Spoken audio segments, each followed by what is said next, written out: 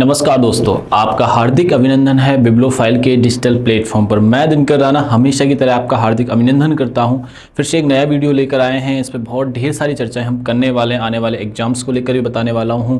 और जो हमारे जो कैंपस के अंदर टेस्ट सीरीज चला रखी है, हमने मॉक टेस्ट जो लगाते हैं उनसे रिलेटेड हम बात करने वाले हैं। आइए, पूरी चीज़ें आप ढंग से पढ़िएगा। पहले क्वेश्चंस को आराम से पढ़ना है, देन आपको आंसर करना है। ठीक है, आओ।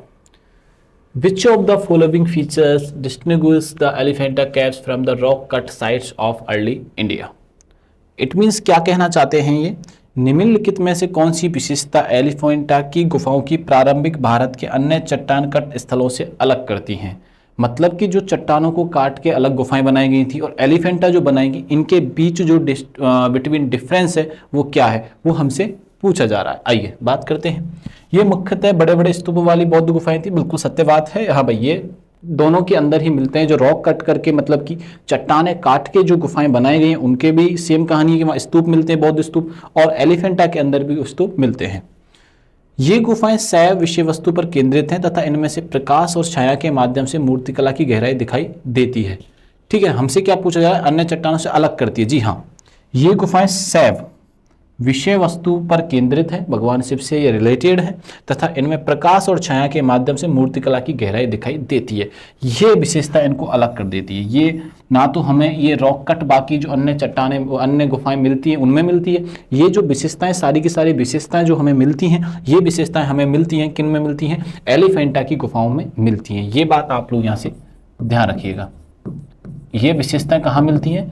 एलिफेंटा की गुफाओं में मिलती है। कहाँ मिलती है बच्चों? ये एलिफेंटा की गुफाओं में ये मिलता है। एलिफेंटा की जो गुफाएं हैं उनका जो निर्माण था वो राष्ट्रकूटों ने करवाया था। महाराष्ट्र में राष्ट्रकूटी थे, राष्ट्रकूटों ने करवाया था। राष्ट्रकूटों ने निर्माण करवाया था। किसने निर्माण करवाया था? तो राष्ट्रकूटों ने इसका निर्माण करवाया था। राष्ट्रकूटों के जो संस्थापक फाउंडर कहे जाते हैं उनका नाम है दंतीदुर्ग। क्या नाम है? राष्ट्रकूट राजवंश के जो संस्थापक हैं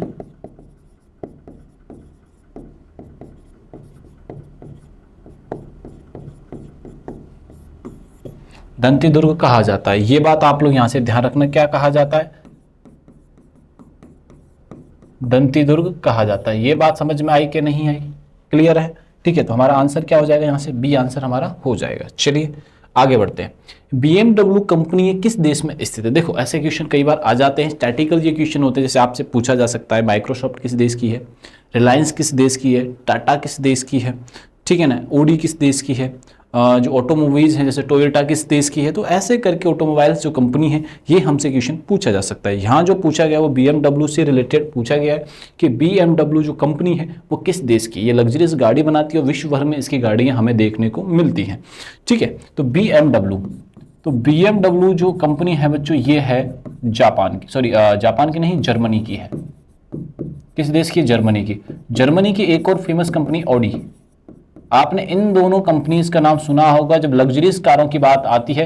BMW और ओडी, जैसे भारत देश में थोड़े से ज्यादा अमीर लोग बनते हैं ना, तो BMW और ओडी की तरफ जाते हैं। फिर ज्यादा अगर विधायक बढ़ जाते हैं ना, नेताजी बनने जाते हैं, तो वो लाते हैं टोयोटा की फॉर्च्यूनर। तो ये बात है। लेकिन भारत, देखो एक खास बात मैं आपको बताता हूँ। जैसे मोदी जी के बारे में आपको बहुत गजब की बात बताता हूँ। मोदी जी हमेशा ये बोलते हैं कि भाई हमें देश की गाड़ी या देश की चीज़ों को बढ़ावा देना है, बट जब जिस गाड़ी में वो खुद चल रहे होते हैं ना वो देश की गाड़ी नहीं है। अरे भैया मॉडिफाई ही करा लो। मेरा कहने का मतलब है कि चलो आप महिंद्रा की गाड़ी ले लीजिए, मारुति सुजुकी की गाड़ी ले लीजिए, टाटा की ले लीजिए, इनको आप हाई क्लास मॉडिफाई करा के आप खुद तो प्रमोट कीजिए।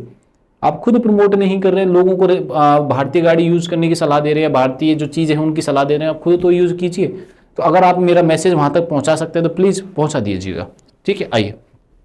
तो BMW कंपनी कहाँ की है? जापान की, सॉरी जर्मनी की है। कहाँ की है? जर्मनी की। टोयोटा आपने सुना होगा, जो फॉर्च्यूनर और इनोवा गाड़ियां बनाती है,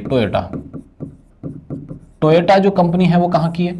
टोयोटा जो कंपनी है वो जापान की है। वो कौन कौन सी चीजें बनाती है? तो टोयोटा बनाती है बच्चों फॉर्च्यूनर, आपने सुना होगा। ज्यादा भारत में आज का तो यूट्यूबर जितने भी हो रखे सब फॉर्च्यूनर में घूम रहे हैं। ठीक है, पता ही नहीं क्या ऐसा है, पर लेकिन हमारे भारत में जो कुछ चलाना होता है ना विदेशियों को, उसको थोड़ा मोस्ट पॉपुलर करते थे, गुडविल पर आ जाती है लोगों की, भाई ये तो लेना ही लेना है। जैसे एक टाइप एयरवर्ड्स आई, लोग पागलों की तरह आज भी ईयरबड्स बहुत लंबे समय तक यूज कर ही रहे हैं। तो ईयरबड्स से ना मैं आपको लिटरली बता दूं, ये हार्मफुल टू बॉडी ईयरफोन से ज़्यादा जो ईयरबड्स हैं वो ज़्यादा है, कभी उन्हें ब्लास्ट होने की संभावना, बहुत सारी दिक्कतें रहती हैं। तो अब वापस से जो मूव ऑन कर रहे हैं वही ईयरफोन की तरफ। ये छोटा सा मैंने एग्जाम्पल देके आपको बताया है। फॉर्च्यूनर के अलावा एक और गाड़ी रहती है इसकी, इनोवा। एक गाड़ी कौन सी, इनोवा। ये बात आप लोग यहाँ से ध्यान में रखिएगा। जैसे यूएसए की है फोर्ड, यूएसए की कौन सी कंपनी है बच्चों, फोर्ड। ये बात आप लोग यहाँ से ध्यान रखना। जैसे हमारे भारत देश की ही बात करते हैं, इंडिया की अगर हम बात करें तो इंडिया की हम बात करते हैं तो मारुति सुजुकी, मारुति तो जापान, वो मारुति भारत की है, सुजुकी जापान की है। तो इसमें टाटा आ जाता है, महिंद्रा आता है, ये भारत के ही हैं, ये ब्रांड कहाँ के हैं, महिंद्रा आता है।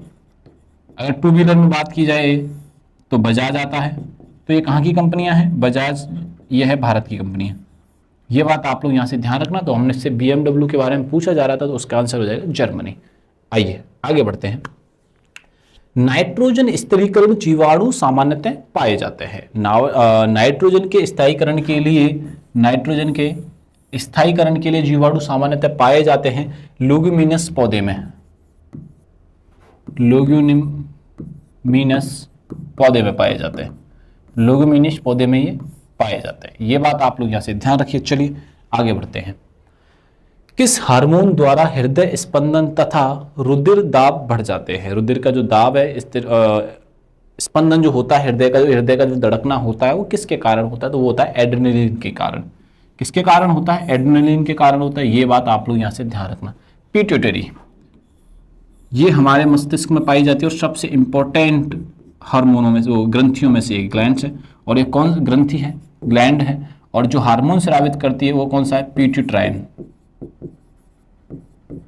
Pituitary, pituitary. ये बात आप लोग यहाँ से ध्यान रखिएगा। चले आगे, आइए आगे बढ़ते हैं। Which of the following method used in DNA fingerprints. कौन सा मेथड है जो यूज किया जाता है, उपयोग किया जाता है डीएनए और फिंगरप्रिंट में से। ठीक है, तो आपका यूज किया था साउथर्न ब्लॉटिंग यूज की जाती है चीज़ें। ठीक है, क्या यूज किया जाता है, साउथर्न ब्लॉटिंग यूज की जाती है। ये बात आप लोग यहाँ से ध्यान रखना। और एलिशा, ठीक है, HIV से रिलेटेड और अन्य भी इससे रिलेटेड, उसमें जैसे टेस्ट जब करते हैं ना, टेस्ट जब अपन कहीं पे भी कराने जाते हैं तो HIV के अलावा अन्य भी बीमारियों की डिजीज में इसका चेकअप किया जाता है एलिशा का। ये बात ध्यान रखना। HIV में मोस्ट पॉपुलर आपको बताया हूँ। और डीएनए फिंगरप्रिंट में जो यूज किया जाता है वो साउथर्न ब्लॉटिंग है। ये बात अपने को यहाँ से याद रखनी। क्लियर हुआ, ठीक है। वॉइस तो क्लियर है ना। कभी कभी क्या होता है कि वॉइस ऑन नहीं होती और अपन स्टार्ट हो जाते हैं। ठीक है, बहुत बार ऐसा होता है। सो ये क्योंकि टेक्नोलॉजी है, हमें टेक्नोलॉजी के अकॉर्डिंग चलना होगा। और ऑफलाइन क्लासेस में क्या रहता है कि कुछ भी कमी होती है तो सामने से रिवर्स आ जाता है। तो इधर कोई रिवर्स कहने वाला आपके अलावा कोई और है नहीं। चलिए आगे बढ़ते हैं। मैलेकाइट इनमें से किस धातु का खनिज है। मैलेकाइट के हमारे पूछा जा रहा है कि मैलेकाइट जो है इनमें से किस धातु का खनिज है। अब देखो ये अपना आप ही हो गया, अपने आप ही चल रहा है। अभी उसमें क्या कर सकते हैं बताइए, टच भी नहीं हुए अपन तो। मैलेकाइट इनमें से किस धातु का खनिज है। तो आइए, मैलेकाइट हमसे पूछा जा रहा है कि मैलेकाइट किस धातु का खनिज है, तो वो है तांबे का। किसका है, तांबे का है। ये बात आप लोग यहाँ से ध्यान में रखना। बात समझ में आई कि नहीं है, ठीक है। और एक और चीज़ मैं आपको बता देता हूँ कि अभी भारत और ईरान और अमेरिका के मध्य चल रहा है, जिसका प्रभाव, वो युद्ध जो चल रहा है उसका प्रभाव भारत में देखने को इन फ्यूचर मिलने वाला है। आने वाले कुछ दिनों में हमें देखने को मिलेगा। एक चीज़ आपने देखी हो, गैस सिलेंडर को लेकर भगादड़ी मची हुई है। मैं आपको क्लियर कर देता हूं कि अभी शॉर्टेज नहीं आई है, ये तो लोगों ने एक साथ एकदम बुकिंग करने के कारण दिक्कतें हो गई थी। भाई हमें पता था 1 महीने में हमें बुकिंग करनी है, लेकिन जिनको 10 दिन, महीने भर के बाद, जिनके खाली काफ़ी समय बाद होते हैं ना, उन्होंने एडवांस बुकिंग कर ली। तो इस वजह से पूरे देश के अंदर भगादड़ी मच गई। और भगादड़ी के कारण कई लोगों ने नुकसान बहुत बड़े स्तर पर भी उठाया है। इसमें गवर्नमेंट की गलती नहीं है, लोगों की सोच पर निर्भर करता है। बोला नहीं, हमें पहले ही सिक्योर होना है। जैसे कोरोना के टाइम पे लोग भाग रहे थे तो गवर्नमेंट ने अरेंज करने का काफ़ी ट्राई किया था, लेकिन वो चीज़ें कहीं ना कहीं शॉर्टेज या कहीं ना कभी गवर्नमेंट के थ्रू या हमारे थ्रू भी समस्याएं पैदा हो जाती हैं। ये बात हमें समझने की बात है। यहाँ पे सिविक सेंस लगाना जरूरी है। सभी इंडियंस को समझना चाहिए कि ये जो समस्या आ रही है एक पर्टिकुलर के साथ नहीं है, पूरे भारत देश के साथ है ये। ठीक है, याद रखिएगा। आइए आगे बढ़ते हैं, नेक्स्ट चलते हैं नेक्स्ट क्वेश्चन पर। If the door of the refrigerator opens while walking in a closed room, अगर बंद कमरे में चलते हुए रेफ्रिजरेटर का दरवाजा खुल जाए। जैसे कि आप किचन में रेफ्रिजरेटर रखते हैं, हॉल में घर में रखा हुआ है, बंद दरवाजा, रेफ्रिजरेटर खुल जाता है, तो उससे तापमान बढ़ेगा या घटेगा, हमसे ये पूछा जा रहा है। तो आपका माइंड क्या करेगा, सर एसी जब चल रही होती है तो रूम को ठंडा कर देती है, ठीक है, जब रेफ्रिजरेटर भी पूरा क्या कर देगा, ठंडा कर देगा। नहीं, यहाँ पे अपन गलत सोच रहे होते, बल्कि रेफ्रिजरेटर क्या करता है कि रिवर्स कर देता है, रूम का जो टेम्परेचर होता है वो बढ़ने लग जाता है। वो क्या होता है, रूम का टेम्परेचर बढ़ने लग जाता है। ये बात ध्यान रखना, कमरा धीरे धीरे क्या होगा बच्चों, गर्म होने लग जाएगा अगर रेफ्रिजरेटर का गेट खुल जाता है तो, ठीक है, सामान्य बात है। जैसे कि अपन अभी यहाँ पे बैठे हुए हैं, एसी रूम में चल रहा, एसी है, एसी चल रहा है, तो एसी पूरे रूम को कूलिंग कर रहा है, और इसकी जगह रेफ्रिजरेटर होता तो रूम को क्या कर देता, गर्म कर देता। तो ये बात समझने, धीरे धीरे धीरे धीरे टेम्परेचर को क्या करने लग जाएगा, बढ़ाने, इंक्रीज करने लग जाएगा। ये बात समझनी होगी, और यही हमारा आंसर है, और यही हमसे पूछा गया। ये देखो, डेली लाइफ के जो साइंस के क्वेश्चंस होते हैं ना, ये हमें समझने चाहिए, और ऐसे क्वेश्चन हमसे गलत तो बिल्कुल भी नहीं होने चाहिए। आइए आगे बढ़ते हैं। संसद के 2 सत्रों के बीच की अवधि कितने माह से अधिक नहीं होनी चाहिए। तो संसद के जो सत्र होते हैं, तो उनके बीच जो टाइम पीरियड दिया जाता है ना, मैक्सिमम 6 मंथ से अधिक नहीं होना चाहिए। 6 महीने से अधिक अगर 2 सत्र बुलाए जाते हैं तो उनमें अंतराल नहीं होना चाहिए। ये बात आप लोगों को यहां से ध्यान रखनी चाहिए। तो 6 मंथ से अधिक क्या नहीं होना चाहिए, तो उन संसद के जो अंतराल है, ठीक है, सत्रों के बीच जो अंतराल होता है वो नहीं होना चाहिए 6 मंथ से अधिक। ये बात ध्यान रखना। जैसे संसद के 2 सदन होते हैं, संसद के क्या होते हैं, 2 सदन होते हैं। एक को बोलते हैं हम लोकसभा, इसको लोकसभा यानी कि लोअर हाउस बोला जाता है। इसको क्या बोला जाता है, लोअर हाउस बोला जाता है। और इसके अलावा क्या बोला जाता है सर, निम्न सदन बोला जाता है, निम्न सदन बोला जाता है, ठीक है। एक बोला जाता है राज्यसभा, राज्यसभा बोला जाता है, और एक बोला जाता है अपर हाउस, अपर हाउस बोला जाता है। इसको क्या बोला जाता है, अपर हाउस बोला जाता है, यानी कि उच्च सदन बोला जाता है। ये बात ध्यान रखो, ठीक है ना। किसी भी सदन को अगर वो बुलाना है तो उन सदनों के मध्य जो सत्रों के बीच जो अंतराल रहेगा वो 6 मंथ से ज्यादा नहीं होना चाहिए। ये बात अपने को यहां से ध्यान रखनी। लोकसभा के संसद के 2 सदन में चलती है, लोकसभा चलता है, एक राज्यसभा चलता है। राज्यसभा को भंग नहीं किया जा सकता, बल्कि लोकसभा को भंग किया जा सकता है। ये बात ध्यान रखना, लोकसभा को क्या किया जा सकता है, भंग किया जा सकता है, भंग किया जा सकता है। ये बात आप लोग यहां से ध्यान रखना। और राज्यसभा को भंग नहीं किया जा सकता है, भंग नहीं किया जा सकता है। ये बात हमें समझनी होगी, बहुत इंपॉर्टेंट बात है। चलिए आगे बढ़ते हैं। ओडिसी शास्त्रीय नृत्य भारत के किस राज्य में उत्पन्न हुआ था या होता है। तो नाम से ही क्लियर है, ओडिसी जो नृत्य होता है बहुत आसान है, ये बहुत ही आसान क्वेश्चन दिया है भैया, आपको याद रखिएगा सारे लोग। तो ओडिसी जो शास्त्रीय नृत्य होता है वो ओडिशा में होता है। कहां पे होता है, ओडिशा के अंदर ओडिसी नृत्य होता है। ये शास्त्रीय नृत्य का पार्ट होता है। तो ओडिसी नृत्य के बारे में या हमें शास्त्रीय नृत्य की जो जानकारी मिलती है वो मिलती है हमें शास्त्रीय नृत्य यानी कि नाट्य शास्त्र से जानकारी मिलती है। हमें इस नृत्य की जानकारी जो मिलती है वो नाट्य शास्त्र से मिलती है। और नाट्य शास्त्र जो लिखा है वो भरत मुनि ने लिखा था। किसने लिखा था, भरत मुनि जी ने ये लिखा था। ये बात ध्यान रखना। इसको पंचम वेद कहा जाता है। नाट्य शास्त्र को क्या कहा जाता है, पंचम वेद कहा जाता है, यानी कि 5वां वेद कहा जाता है। ये बात ध्यान रखना। 4 अन्य वेद हैं आप जानते हैं, जिसमें आता है ऋग्वेद आता है, सामवेद आता है, यजुर्वेद आता है और अथर्ववेद आता है। 4 वेद होते हैं। 4 वेदों के अलावा एक वेद और होता है, मानते हैं ऐसे पंचम वेद, उसका नाम क्या है, नाट्य शास्त्र। नाट्य शास्त्र लिखा किसने, तो भरत मुनि जी ने इसको लिखा है। इसी में क्लासिकल डांस हमें देखने को मिलता है। तो 8 क्लासिकल डांस हमें देखने को मिलते हैं। कितने, 8 क्लासिकल डांस। तो क्लासिकल डांस की मान्यता किसने दी है, तो 8 क्लासिकल जो डांस है उनकी मान्यता संगीत नाटक अकादमी ने दी है। संगीत नाटक अकादमी ने दी है। किसने दी है, संगीत नाटक अकादमी ने इनकी क्या दी है, प्राथमिकता या इसको मान्यता दी है। ये बात आप लोग यहां से ध्यान रखिएगा। संगीत नाटक अकादमी ये वेरीफाई करता है कि कौन से क्लासिकल डांस और कौन से नहीं है। अब कौन से क्लासिकल डांस है तो कौन कौन से हैं उनके मैं एक एक करके बता देता हूं। एक है भरतनाट्यम, एक क्या है, भरतनाट्यम है। एक क्या है, कथक है। भरतनाट्यम है, कथक है, ठीक है, मोहिनीअट्टम है। एक क्या है, मोहिनीअट्टम है, कथकली है। एक बच्चों सत्रिया है, एक मणिपुरी है, ठीक है ना, एक मणिपुरी है। आगे चलते, एक ओडिसी है और एक कौन सा बच गया, कुचिपुड़ी है। ऐसे करके कितने हमारे भारत देश में 8 क्लासिकल डांस हैं, और 8 क्लासिकल डांस की जो मान्यता दे रखी है वो किसने दे रखी है?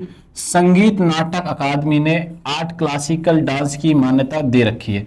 संगीत नाटक अकादमी किसके अंडर में काम करती है? तो ये करती है, संगीत नाटक अकादमी जो कार्य करती है सांस्कृतिक मंत्रालय के अंडर में काम करती है, सांस्कृतिक मंत्रालय के प्रभाव में अंडर में काम करती है। ये बात आप लोग यहां से ध्यान रखना।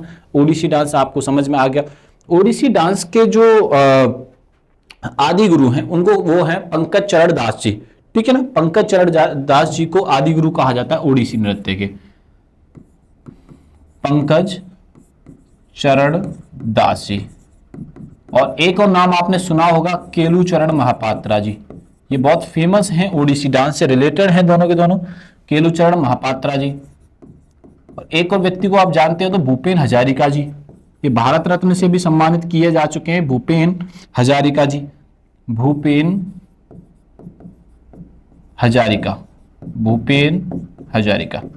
ये बात आप लोग यहां से बच्चों याद रखिएगा, ये बात अपने को यहां से याद रखनी। भूपेन हजारिका, केलुचरण महापात्रा, पंकज चरण दास। एक मैं आपको एक और चीज बताने वाला हूं आपको, नेक्स्ट वीक तक एक एक क्लास आने वाली स्टैटिक की, जिसमें हम ऑथर्स और उनको बुक्स एंड ऑथर्स को डिस्कस करने वाले हैं। वो बहुत लेंथी क्लास होगी, 2 आवर्स के लगभग होगी। मैं आपको लिटरली बता रहा हूँ, उससे एक सिंगल क्वेश्चन बाहर नहीं जाएगा। आपको ये कुछ जल्दी ही मैं आपको अपडेट कर दूंगा इसके बारे में, उस पर काम चल रहा है, बहुत जल्दी ही मैं आपको अपडेट करने वाला हूं, ये बात ध्यान रखिएगा। ये आपको सारी चीजें यहां से याद रखनी है। अब आगे बढ़ते हैं। भारतीय संविधान का कौन सा भाग राज्य के बच्चों, महिलाओं, अनुसूचित जातियों तथा जातियों के प्रावधान के लिए बनाने का अधिकार देता है बच्चों? तो ये कॉन्स्टिट्यूशन में एक अलग ही चीज बनाई गई है, भाग बनाए गए, जैसे फर्स्ट रहा, सेकंड रहा, थर्ड रहा, फोर्थ रहा। तो ये जो कहानी बताई गई है भाग थर्ड में, पार्ट थर्ड में बताई गई। किस में बताई गई है? पार्ट थर्ड में ये कहानी बताई गई है, ये चीजें रूल्स रेगुलेशन बताए गए। ये बात आप लोग यहां से ध्यान रखना, ठीक है जी। ये क्वेश्चन थोड़ा सा डिफरेंट है, आप ढंग से पढ़ा होगा आपने कहीं ना कहीं। तो ये क्वेश्चन, आधुनिक मोटर वाहनों के संदर्भ में यूरो शब्द का प्रयोग निम्नलिखित में से संबंध रखता है। यूरो, हम यूरो समझते ही दिमाग में आ जाता है करेंसी। यूरो किस नाम से जानते हैं? तो यूरो जैसे माइंड में आता है तो यूरो के नाम से हम क्या समझते हैं? करेंसी समझते हैं यूरो। बट ये करेंसी नहीं है, यानी कि मुद्रा नहीं है। तो ये हमसे पूछा जा रहा है, अगर कई लोग ये होता है ना मुद्रा है, तो यहां आप गड़बड़ कर देते। तो हमसे पूछा जा रहा है आधुनिक मोटर वाहनों के संबंध में, किसके संदर्भ में पूछा जा रहा है? ये आधुनिक मोटर वाहनों के संदर्भ में ये पूछा जा रहा है। तो ये संबंध है कारों के उत्सर्जन से। किससे संबंधित है?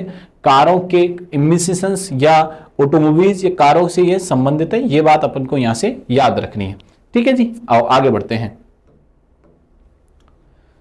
When was Kaveri Water Tribunal constituted to settle the Kaveri Water dispute? जो कावेरी नदी को लेके जो विवाद होता है वो कब होता है? तो वो होता है 2 जून 1990 को, यानी 2 जून 1990 को होता है। किन किन राज्यों के मध्य होता है? केरल, तमिलनाडु और कर्नाटक के मध्य होता है। ये बात ध्यान रखना। लक्षद्वीप भी इसमें शामिल होता है, बट उसको इतना मेजर नहीं करते। पुडुचेरी, लक्षद्वीप नहीं, पुडुचेरी, ठीक है। तो अब कौन कौन सी ये वो याद रखने हैं अपने को। कर्नाटक के मध्य होता है, और किसके मध्य? एक तमिलनाडु के मध्य होता है, एक कौन सा राज्य होता है? केरलम। केरल का भी नाम परिवर्तन कर दिया गया है और क्या रखा गया है? केरलम रखा गया है। ये बात आप लोग यहां से ध्यान रखना। तो 3 राज्यों के मध्य विवाद होता है, और विवाद किस नदी के कारण होता है? तो ये कावेरी नदी को लेकर विवाद होता है। किस नदी को लेकर विवाद होता है? तो कावेरी नदी को लेकर विवाद होता है। केरलम, आपसे अब केरलम, ये कहीं यही क्वेश्चन आ जाता है कि केरलम जो वर्ड है वो किस भाषा से रिलेटेड है? तो केरलम जो शब्द है वो मलयालम भाषा का है, और केरल की जो राज्य भाषा है, जो ऑफिशियल लैंग्वेज है, वो लैंग्वेज कौन सी है? वो लैंग्वेज है मलयालम। लैंग्वेज कौन सी है? मलयालम। ये बात आप लोग यहां से ध्यान रखिएगा। चलिए आगे बढ़ते हैं।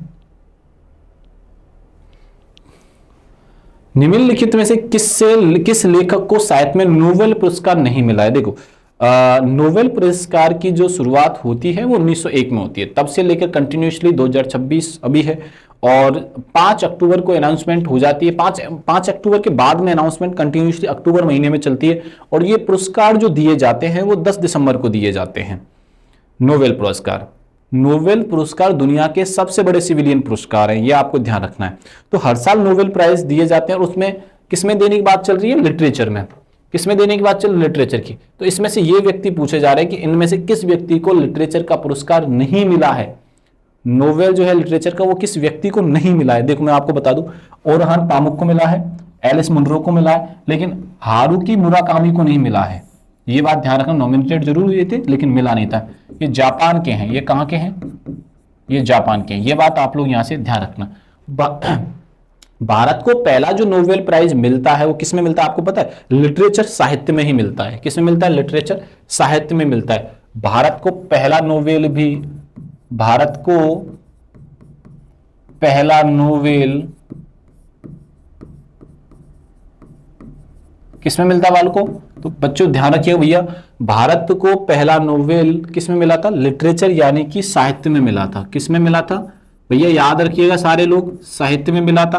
अब एक और बात, साहित्य में मिला था, किसको मिला था, तो रविंद्रनाथ टैगोर जी को मिला था, रविंद्रनाथ टैगोर जी को मिला था। ये बात ध्यान रखना, कब मिला था, तो ये मिला था 1913 के अंदर।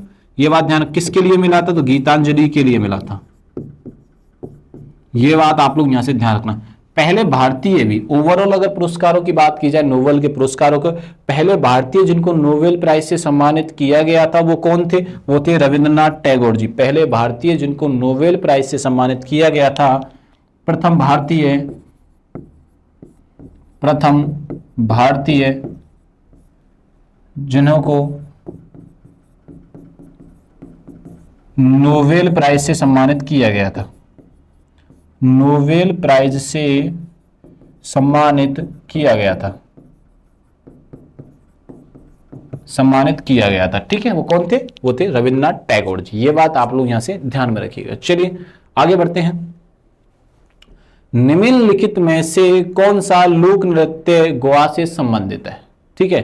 गोवा का एक पहले गोवा के देखिए आप, गोवा की राजधानी है पणजी। यहाँ के सीएम कौन है, प्रमोद सावंत जी, प्रमोद सावंत जी। सबसे बड़ा शहर है वास्को, यानी वास्को डी गामा। और सबसे पहले गोवा में ही पुर्तगाली लोग आते हैं और सबसे आखिरी में पुर्तगाल को खाली करते हैं 1961 में। कब करते हैं, 1961 में। ये बात आप लोग यहां से ध्यान में रखिएगा, ठीक है। गोवा का जो लोक नृत्य है वो है फुगादी। और इसके अलावा एक स्टार बना के लिख लीजिएगा आप, एक है तरंग मेल, एक कौन सा है, तरंग मेल। ये कहां का है भैया, ये भी गोवा का है। ये बात ध्यान रखना, ठीक है। जैसे आपसे पूछ ले कि फगुआ लोक नृत्य कहां का है, तो फगुआ लोक नृत्य है बिहार का, ठीक है। और बिहू के कई रूप हमें देखने को मिलते हैं, एक झारखंड में मिलता है तो हम झारखंड यहां से लिख देते हैं। ये बात आप लोग यहां से ध्यान में रखिएगा। चलिए आगे बढ़ते हैं। निम्नलिखित में से कौन सा पर्व नागालैंड की जनजातीय समुदायों द्वारा मनाया जाता है, पारंपरिक नृत्य एवं संगीत का प्रदर्शन किया जाता है, ठीक है। अब ये क्या, एक न्यू ईयर फेस्टिवल की तरह मनाया जाता है। कहां पे, नागालैंड के बारे में बात कर रहा है, तो नागालैंड में हॉर्नबिल महोत्सव मनाया जाता है। कौन सा महोत्सव मनाया जाता है बच्चों, तो हॉर्नबिल महोत्सव मनाया जाता है नागालैंड में। ये बात अपने को यहां से ध्यान रखनी। अगर आपसे यहीं से पूछ ले कि ओणम कहां मनाया जाता है, तो ओणम मनाया जाता है केरल के अंदर। ओणम कहां मनाया जाता है, तो ओणम मनाया जाता है केरलम में। यह बात आप लोग यहां से ध्यान रखना। उगादि कहां मनाया जाता है, तो उगादि मनाया जाता है कर्नाटक, तमिलनाडु, ठीक है। अब तीज राजस्थान में मनाई जाती है। तीज मेनली कहां मनाई जाती है बच्चों, राजस्थान में मनाई जाती है। ये बात अपने को यहां से याद रखनी है, सारे के सारे पॉइंट हमें यहां से याद रखने। आइए, निम्नलिखित में से कौन इंग्लिश चैनल को तैरकर पार करने वाली पहली भारतीय महिला थी। इंग्लिश चैनल को पार करने वाली पहली भारतीय महिला और पहली एशियन महिला थी आरती साहा। पहली एशियन महिला और थी आरती साहा जी। ये बात ध्यान रखिएगा। आगे बढ़ते हैं। विभिन्न देशों में हैप्पीनेस इंडेक्स हेतु आंकड़े एकत्र करने में प्रमुख कठिनाई क्या आती है। देखो हाल ही में हैप्पीनेस इंडेक्स जारी भी हो चुका है। भारत का जो स्थान है वो 116वां है। भारत का कौन सा स्थान रहा है, 116 रहा है, पिछले साल में से सुधारा है। और नंबर 1 हैप्पीनेस इंडेक्स में जो रहा है वो रहा है देश फिनलैंड, ठीक है। तो हैप्पीनेस इंडेक्स की अगर बात की जाए तो हैप्पीनेस इंडेक्स में टॉप पे कौन रहा है, तो हैप्पीनेस इंडेक्स में जो टॉप रहा है, हैप्पीनेस इंडेक्स में टॉप कौन है, हैप्पीनेस इंडेक्स में टॉप तो वो किया है फिनलैंड ने। वो किसने किया है, फिनलैंड ने। और भारत की पोजीशन कौन सी है, तो भारत की है 116, भारत की कौन सी है 116। टोटल देश कितने थे, टोटल थे 147। टोटल कितने हैं 147। और 147वें पे कौन रहा है, तो 147वें पे रहा है अफगानिस्तान। 147वें पे कौन रहा है, तो 47वें पे रहा है, 147वें पर अफगानिस्तान रहा है। ये बात ध्यान रखना। अब इस हैप्पीनेस इंडेक्स का डाटा बनाना है तो इसमें समस्याएं क्या क्या आती हैं, व्यापार सांख्यिकी का सटीक रिकॉर्ड, विज्ञापन हेतु वित्तीय संस्थानों की संसाधनों की कमी, आर्थिक संधियों में भाषाई बाधाएं और वैश्विक स्तर पर सर्वेक्षण की विधियों में समानता और निरंतरता सुनिश्चित करना। यह है मेन समस्या यह है कि सर्वेक्षण विधियों में समानता और निरंतरता निर्धारण करना। यह बात आप लोग यहां से ध्यान में रखिएगा। चलिए आगे बढ़ते हैं। मिया मोटली किस देश की प्रधानमंत्री बनी है, तो मिया मोटली हाल ही में बारबाडोस की बनी है। मिया मोटली किसकी बनी है, तो बारबाडोस की हाल ही में प्रधानमंत्री बनी है। और बारबाडोस में ही 2024 के अंदर क्या हुआ था, T20 का वर्ल्ड कप हुआ था जिसमें भारत जीता था। T20 का वर्ल्ड कप का फाइनल मैच हुआ था बारबाडोस में। कहां हुआ था, फाइनल मैच हुआ था। कौन जीता था, तो भारत जीता था। इसको किसको हराया था, तो भारत ने हराया था साउथ अफ्रीका को। किसको हराया था, साउथ अफ्रीका को हराया था। ये बात आप लोग यहां से ध्यान में रखिएगा। चलिए आगे बढ़ते हैं। हाल ही में समाचारों में देखा गया है कि किन दो संस्थानों ने दूरसंचार और साइबर सुरक्षा उत्पादों पर सहयोग करने के लिए समझौते पर ज्ञापन हस्ताक्षर किए, तो ये दो संस्थानों ने किए हैं, CDOT और RRU। CDOT और RRU ने किए हैं। ये बात आप लोग यहां से ध्यान में रखिएगा। बड़े पैमाने पर AI अनुसंधान और सुपर कंप्यूटिंग के उद्देश्य से भारत की पहली AI प्रथम फैक्ट्री बनाने के लिए दयानंद सागर विश्वविद्यालय ने किस वैश्विक प्रौद्योगिकी कंपनी के साथ समझौते ज्ञापन पर हस्ताक्षर किए हैं, तो वो किए हैं एनवीडिया से। एनवीडिया से। मौलिक अधिकार और DPSP के बारे में निम्नलिखित में कौन सा कथन सत्य है। हमसे पूछा जा रहा है कि मौलिक अधिकार और DPSP से कौन से रिलेटेड संबंध हैं, मतलब कि दोनों की न्यायालयों द्वारा न्यायोचित की प्रवर्तनीय है। देखो ठीक है भाई, ये बात सही पूछा है, गलत पूछा है, सत्य पूछा है ना। हाँ, तो ये थोड़ी गड़बड़ लग रही है मेरे को थोड़ा सा। संघर्ष की स्थिति में DPSP मौलिक अधिकारों को दरकिनार कर देते हैं। भाई ये भी बात गलत है। ये बात क्या है बच्चों, गलत है। ये बात आप लोग यहां से ध्यान में रखिएगा। बात समझ में आई कि नहीं है। आगे बढ़ते हैं। Fundamental right are judicial but DPSP are not. ये बात सही है, मौलिक अधिकार न्यायोचित हैं लेकिन DPSP नहीं है, इनको न्यायालय में नहीं ले जाया जा सकता है। तो ये बात तो करेक्ट है। DPSP को संविधान द्वारा गारंटी दी गई है, मौलिक अधिकारों को वैकल्पिक है। ये हमारा सबसे ज्यादा सही आंसर कौन सा हो जाएगा, यहाँ से C हो जाएगा। असम में कनेक्टिविटी बढ़ाने के लिए उद्घाटन किया गया है कि 6 लेन वाला कुमार भास्कर वर्मा सेतु निम्नलिखित किस नदी पर बनाया गया है, तो ये बनाया गया असम की सबसे प्रमुख नदी ब्रह्मपुत्र पर। किस नदी पर बनाया गया है, ब्रह्मपुत्र पर बनाया गया है। ब्रह्मपुत्र जो निकलती है मानसरोवर झील की एक जगह है चेमा युंगडुंग। और चेमा युंगडुंग मानसरोवर झील में है। मानसरोवर झील, वहां से ये कार्यक्रम किया गया है। ये बात ध्यान रखना। तिब्बत में इसका अलग नाम है सांगपो है। फिर इसका अरुणाचल प्रदेश में दिहांग होता है। फिर असम में जाकर नाम क्या हो जाता है इसका, असम में जाके नाम होता है ब्रह्मपुत्र। और इसी नदी पर यह कार्यक्रम किया गया है, यानी कि सेतु बनाया गया है। द लास्ट हीरोज नामक पुस्तक किसके द्वारा लिखी गई है, तो P साईनाथ के द्वारा लिखी गई है। किसके द्वारा लिखी गई है, P साईनाथ जी के द्वारा यह पुस्तक लिखी गई है। गुजरात के CM भूपेंद्र भाई पटेल ने प्रोत्साहन योजना आत्मनिर्भर गुजरात योजना 2022 में शुरू की गई। तो इस योजना क्षेत्र किससे संबंधित है, तो ये उद्योग से संबंधित है। किससे संबंधित है, इंडस्ट्री से ये संबंधित है। एक बात आप लोग यहाँ से ध्यान रखना, सबसे ज्यादा रिसर्च एंड डेवलपमेंट में जिस देश ने पैसा लगाया वो चाइना है। ये बात भी देश से अलग बात याद रखिएगा आप लोग। हिमनदीय भूआकृतियों के बारे में निम्नलिखित कथनों पर विचार करें। लटकती घाटियों प्राय ऊंचे स्थानों पर मुख्य हिमनदीय घाटियों में खुली पाई जाती हैं। ऐसी लटकती घाटियों की इस पर प्राय त्रिकोणीय फलकों में विभाजित हो जाती हैं। दोनों ही कथन सही हैं, तो इसमें क्या कर देंगे अपन, आर करेक्ट। दोनों के दोनों क्या है बच्चों, इसमें कथन सही हैं। ऐसे करके हमने ये पेपर मॉक टेस्ट को डिस्कस किया। वीडियो अच्छा लगे तो बच्चों दोस्तों को ज़्यादा से ज़्यादा शेयर करना है और अपना ख्याल रखना है, और चैनल को सब्सक्राइब करना तो बिल्कुल भी नहीं भूलना है। तब तक के लिए थैंक यू, धन्यवाद।